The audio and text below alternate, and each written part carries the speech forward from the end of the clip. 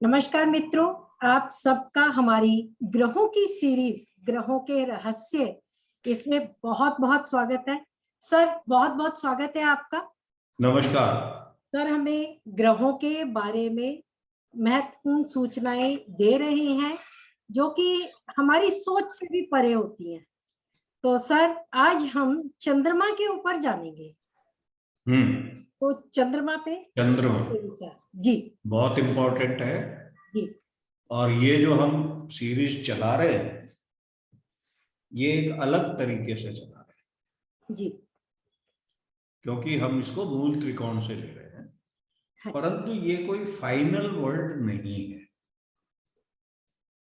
जिन्होंने पहली हमारी वीडियो में, सूर्य की वीडियो में अगर पकड़ा होगा कि हम कैसे कर रहे हैं तो वो जान गए होंगे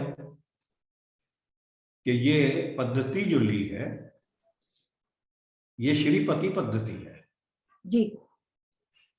और अलंकार में ही आप लोगों ने अच्छी तरह से देखा था कि भाई कौन नैसर्गिक मित्र हैं या शत्रु हैं, उसका निर्धारण और निर्णय करने के लिए ये पद्धति हम यूज करते हैं जी।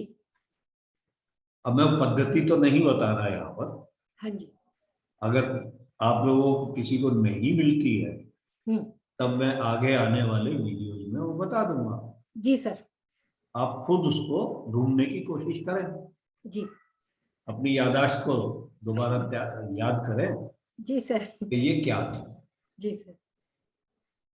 तो यहाँ पर भी हम चंद्रमा का मूल त्रिकोण जी वृषभ को लेकर चलते हैं। ओके। ठीक है जी। जी सर। अब वृषभ से शुरू होते हैं। हाँ। तो पहले आते हैं बुध महाराज। जी।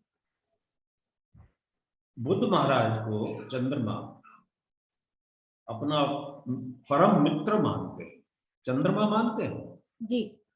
बुध चंद्रमा को मित्र नहीं मानता, वो शत्रु मानता है। जी। ठीक है जी। जी।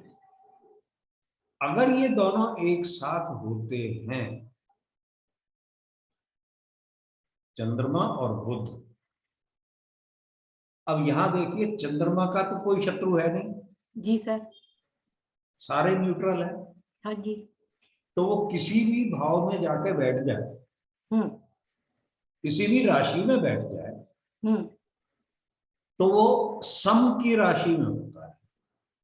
हाँ जी। शत्रु राशि में कभी नहीं होता। कभी नहीं होता। जी सर।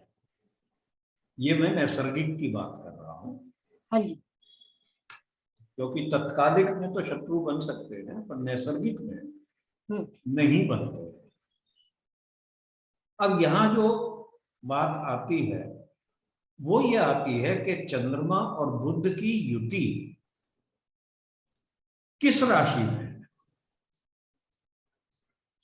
अगर वो राशि बुध की शत्रु राशि है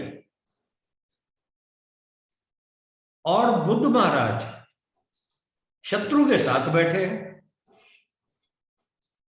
बुध तो शत्रु समझता है ना चंद्रमा को। जी सर। तो शत्रु के साथ बैठे हैं जी। और शत्रु की राशि में बैठे हैं, जी। तो बुध महाराज ऐसे में कष्ट देते। परंतु जी। यदि बुध अपने मित्र की राशि में बैठा है और चंद्रमा उसके साथ है तब वो बुध बली हो जाएगा। ओके। बहुत ही तब वो बढ़िया। अच्छे फल देगा। गहरी बात है सर, समझने वाली। अब मान लो जी। बुध का सबसे बड़ा शत्रु जो वो समझता है और भी है मंगल। मंगल। जी सर। ठीक है भैया। जी। मंगल की राशि में बैठा हो, चंद्रमा के साथ हो, वृश्चिक हो गई तो चंद्रमा नीच के हो गए, बुध को कोई फर्क नहीं पड़ता उससे। हाँ जी। राधर बुध तो कहेगा भैया अच्छा है मेरा शत्रु नीच का हुआ। जी। ठीक है। जी सर। और मंगल की दृष्टि हो, बच्चा बेचारा पिट गया सर। तो बुध जो है जी एक ही बात से खुश हो रहा है वो, बस कि वो नीच का हो गया, शत्रु नीच का। जी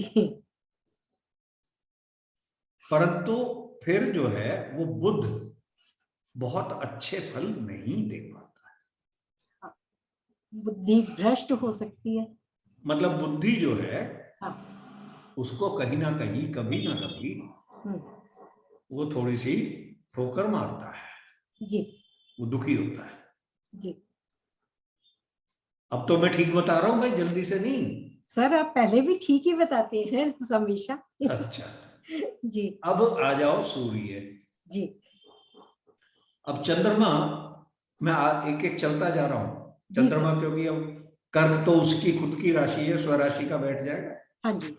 इसलिए मैं अब सिंह पे आ गया। हाँ जी तो सर। सिंह को, सूर्य को भी चंद्र महाराज मित्र मानते हैं। जी दो ही मित्र हैं चंद्रमा के, जी सूर्य और बुध। जी। सूर्य तो इसलिए भैया मैं रानी हूं तू राजा है, हम्म। घर में लड़ाई हम कर लें, बाहर तो हम दिखाएंगे ना राजा रानी हम दोनों मिलके रह रहे हैं। जी सर। ठीक है। जी। तो यहां पर अगर सूर्य के साथ युति हाँ। सिंह में हो जाती है, जी वो अच्छी मानी जाती जी। है। अगर और किसी भाव में, किसी शत्रु भाव में, अब हम्म। ज्यादातर जो सूर्य के शत्रु हैं वो चंद्रमा के सम है। बिल्कुल। ठीक है जी। जी। तो अगर सूर्य की वो खराब हो जाती है हम्म। पोजीशन, हम्म। और सूर्य चंद्र से युति होती है, हम्म। तब वो थोड़ा लड़ाई झगड़ा राजा और रानी का बाहर आ जाता है, संतान को लेकर या किसी भी वक्त। किसी भी बात पे। जी जी। इसमें क्योंकि ये अब अमावस्या की व्रत हो जाती है, हाँ जी सर। और लोग कहते हैं नो मून नो मैन, जी पुराने ज्योतिषियों की ये कहावत है, जी। पर इतनी करेक्ट नहीं है।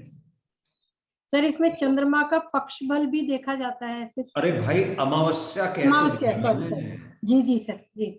जब दोनों साथ है तो अमावस्या होगी अमावस्या ना, होगी, कोई पक्ष बल। या चतुर्दशी होगी या प्रतिपदा होगा, इससे जी ज्यादा नहीं होगा ना। जी। तो परंतु इसमें देखा है कि व्यक्ति धनी जरूर हो जाता है, राजा और रानी के गुण आ जाते हैं, चाहे वो मेहनत से हो, जी गुण उसमें आ जाते हैं। जी इसके बाद हम आते हैं शुक्र पर। जी। अब ये बड़ी विडंबना है कि जैमिनी एस्ट्रोलॉजी में और इसमें भी हम शुक्र को और चंद्रमा की युति को योग कार्य। या योग मानते हैं, जी जबकि मूल त्रिकोण से वो छठा है और सम है जी शुक्र। जी। परंतु कारण क्या है कि शुक्र की उच्च की राशि का स्वामी है, उसका उच्चेश है। उसका उच्चेश है। जी तो जब ग्रह को उसका उच्चेश, चाहे वो नीच का है उच्च का है जो मर्जी, जी उच्चेश अगर दृष्ट करता है या संबंध बनाता है तो उस ग्रह को बल मिल जाता है। जी। तो चंद्रमा शुक्र के साथ कहीं पर भी बैठे हो, वो बल चंद्रमा को मिलता है, शुक्र को नहीं मिलता, चंद्रमा को बल मिलता है। चंद्रमा को मिलता है। और जब भी शुक्र साथ में हो चंद्रमा के, उसको लगन बना के देखो अब चंद्र कुंडली को, बहुत बढ़िया फल देगा भाई साहब जी, अगर शुक्र उसके साथ है।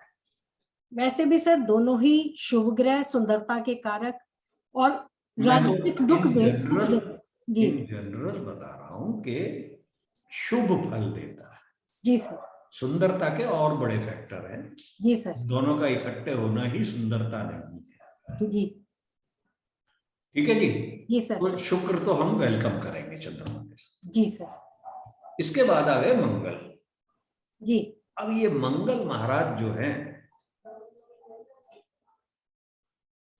मित्र तो है नहीं चंद्रमा के, जी सम है, जी और चंद्रमा के नीचेश है। जी ठीक है। जी सर। तो यदि चंद्रमा और मंगल इकट्ठे आ जाते हैं तो एक तो नीचे साथ में आ गया, तो जो जितने ज्यादा शुभ फल देने थे वो कम हो गए। जी। और चंद्रमा सप्तम और द्वादश के स्वामी हैं, इसकी मूल त्रिकोण से जी सर। वृषभ से ऋषभ से 12वें, सप्तम और 12वें के स्वामी हैं। जी सर। तो मूल त्रिकोण से ये सप्तमेश हैं। जी। मूल त्रिकोण का एक ये होता है, जहां भी मूल त्रिकोण का स्वामी जिस डायरेक्शन में बैठा हो उस डायरेक्शन में जाकर के वो अपने फल देता है। ओके। अब यहां क्या हुआ कि सप्तमेश है आपकी पति या धर्म पत्नी, और 12वां शत्रु का व्यवहार होगा, लॉस का व्यवहार होगा। तो ये जहां बैठ गए उस जगह पर उन दोनों में अच्छा द्वंद्व युद्ध होता है।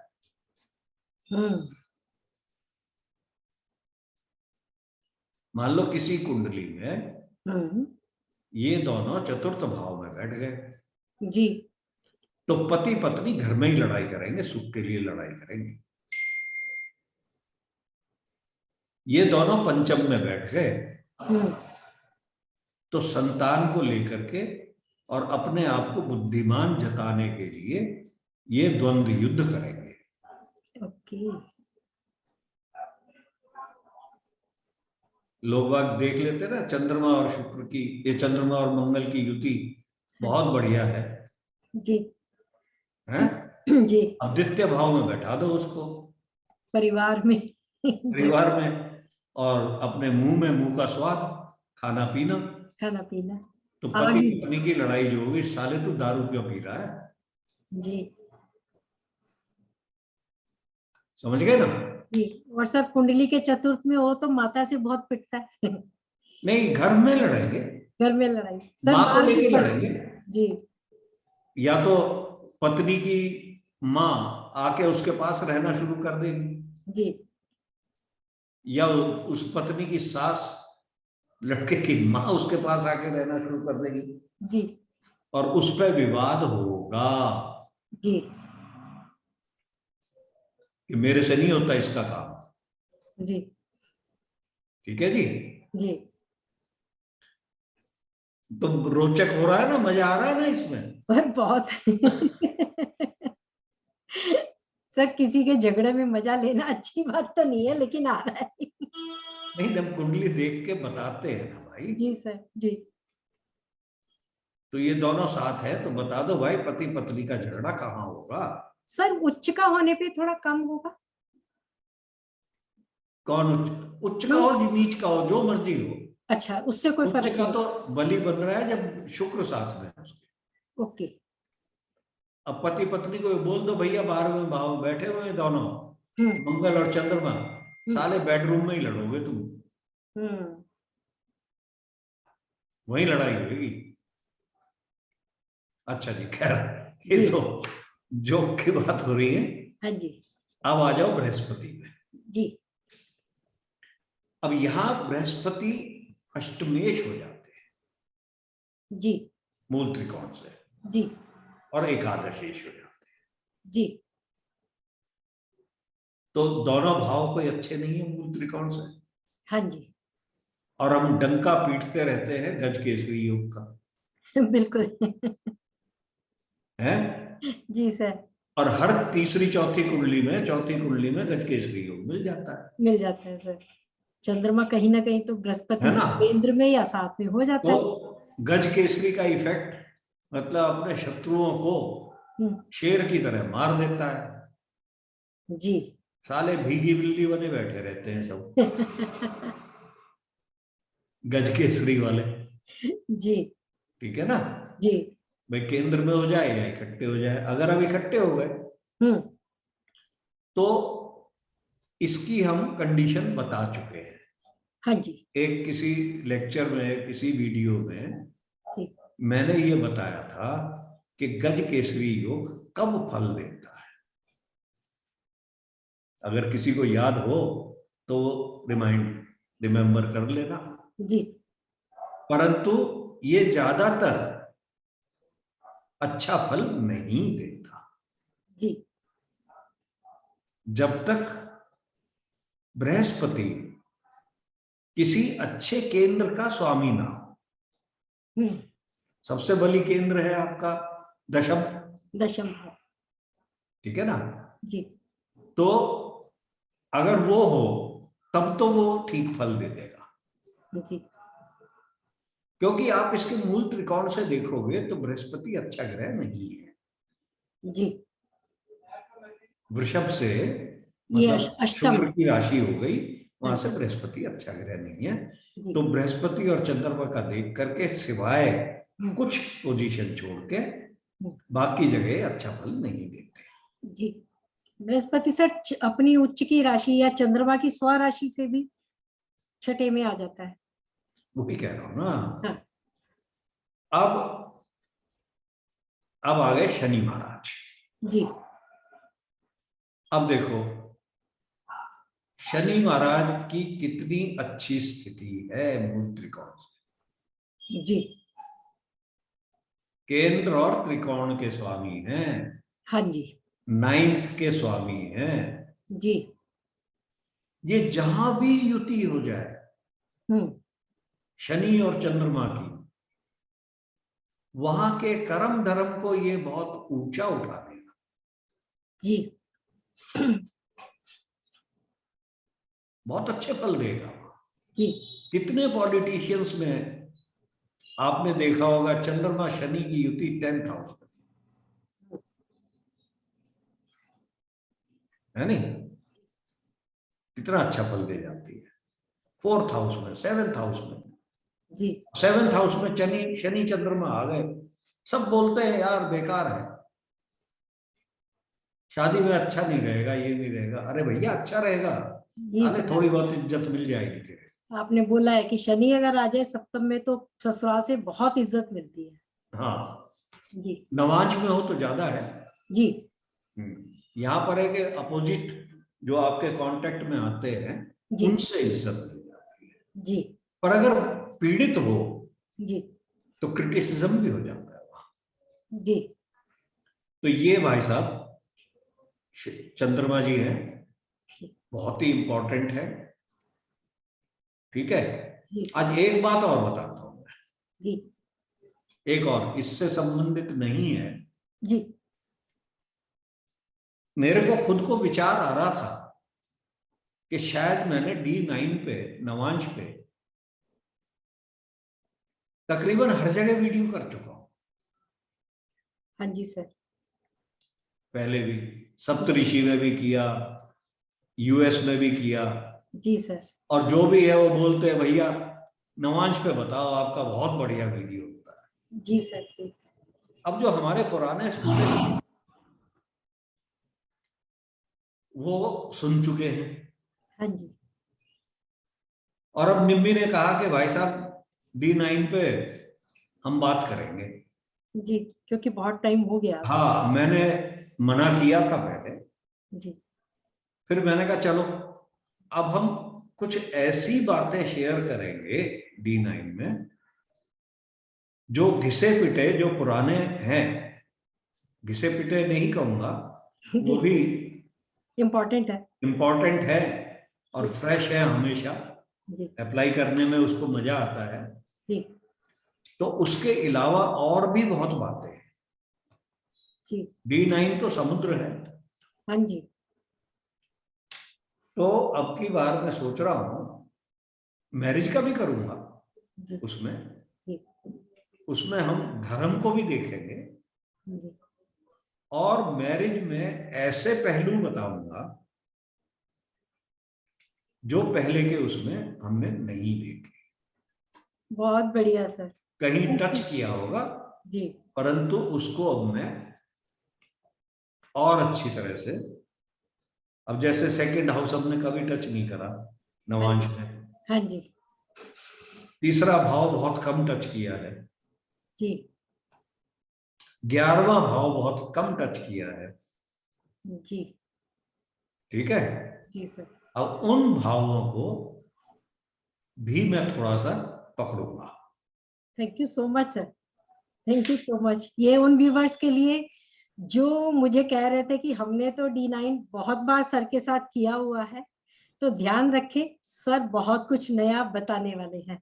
सर एक रिक्वेस्ट करूंगी कि अभी हमारे जो चार्ट है उस पे मैंने एक चार्ट भी रखा है, आप ही का है, क्योंकि आपका चंद्रमा वृश्चिक का है, तो इस पर थोड़ा सा जो हम चंद्रमा का कर रहे हैं यहाँ पे बताइए। हाँ, जी अब यहां देखो ना, जी चंद्रमा कितना एकांगी है, जी कोई ग्रह नहीं है इसके साथ, जी, ना कोई ग्रह की दृष्टि है, हाँ जी, तो जो अब तक बताया वो तो अप्लाई हो ही नहीं रहा है। बिल्कुल मूल त्रिकोण से सप्तम में है। मूल त्रिकोण से सप्तम में है, जी ठीक है। जी तो और कहां है? छठे भाव में है, जी जन्म लगन से जी छठे भाव में है, जी जो ऋण रिपु रोग ये सब वो होता है, जी और मूल त्रिकोण से सप्तम में बैठा है। जी तो जो रोग और वो सब थे, रोग ऋण जो भी और परेशानियां, साधन साहस, वो मेरे पार्टनर बन गए। जी देखो मूल त्रिकोण हम कैसे देखते हैं कुंडली को? काल पुरुष से देखते हैं, हाँ जी अपनी जो लगन उदय हो रही है उससे देखते हैं, जी, और चंद्रमा से देख, और तीसरा चंद्रमा से भी देखते हैं, पर ये एक नया तरीका है मूल त्रिकोण से देखना। मूल त्रिकोण से देखने का। यस। तो यहां ये क्या कर रहा है, ठीक है ना? जी मूल त्रिकोण से वो आके सप्तम में बैठ गए, जो जन्म लगन से छठा भाव है। मूल त्रिकोण से वो मेरा बाहर के मित्र हैं, मेरे संपर्क में आने वाले लोग हैं, जी आने वाली दुनिया है, जी और ये शत्रु का भाव है। जी तो मेरे जो संबंध में आने वाले लोग हैं वो शत्रु भी हैं और मेरे साथी भी बन जाते हैं, शत्रु होते हुए भी मेरे साथी बन जाते हैं। और रोग के मतलब समान अंदर से चाहे मिर्चें लगी हुई हो जी पर साथी रहते हैं मेरे फिर भी, जी तो इसलिए मुझे उनकी परवाह नहीं होती, अल्टीमेटली तो वो साथी बनेंगे ना मेरे। जी सर, जी सर। तो अब ऐसी लाइन चूज करवा दी है भगवान ने जी ज्योतिष की, जी तो खूब क्रिटिसिज्म भी मिलता है जी, और साथी भी बन जाते हैं। हाँ जी क्रिटिसाइज क्यों करते हैं? क्योंकि वो साथी बनना चाहते हैं। जी, पास आना चाहते हैं। हाँ, यस, ये बहुत अच्छी चीज समझाई आपने कि जो क्रिटिसाइज करता है उसका ये मतलब नहीं है कि वो वो आपको चाहता है। आपको चाहता है, तभी आपको देख के क्रिटिसाइज करता है ना, देखता तो नहीं है आपको। हाँ, या वो ये सोचता है यार इसकी वजह से मुझे रोग लग गया, जी मेरी दुकान नहीं चल रही। जी जी जी तो मेरे को तो ज्यादातर लोग दुकान चलाने के लिए बुलाते हैं ना। जी सर। खैर और और बहुत कॉम्बिनेशन है मेरी कुंडली में जी तो। सर, जी सर, ये बहुत अच्छे से समझाया सर आपने। Thank you so much sir, चलो, thank you so much. Okay भैया, और अब नमस्कार। हम आपके साथ नई सीरीज के साथ मंगल ग्रह के रहस्य जानेंगे अपने अगले पार्ट में। और आप D9 के लिए मुझे आप व्हाट्सएप कर सकते हैं फुल डिटेल के लिए, और हम जल्द मिलेंगे। आप मेरे चैनल को लाइक करें, सब्सक्राइब करें और अपने सुझाव भी भेजें। Thank you so much. Thank you sir, thank you. Thank you, good.